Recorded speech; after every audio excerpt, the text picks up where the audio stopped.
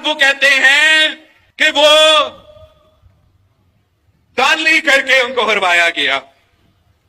अगर उनके पास सबूत है वो सबूत लेकर आओ। रुको जरा, सबर करो। आपके पास फॉर्म 45 है, पीर साहब के पास है, मौलाना साहब के पास है, तो हम धांधली में यकीन नहीं रखते हैं। आप लेकर आए वो फॉर्म 45। आप साबित करते हो तो आओ, साबित करो। मैं अगला दिन आपका मुकाबला करता हूं बाय इलेक्शन में, देखते हैं कैसे आप जीतते हो। अगर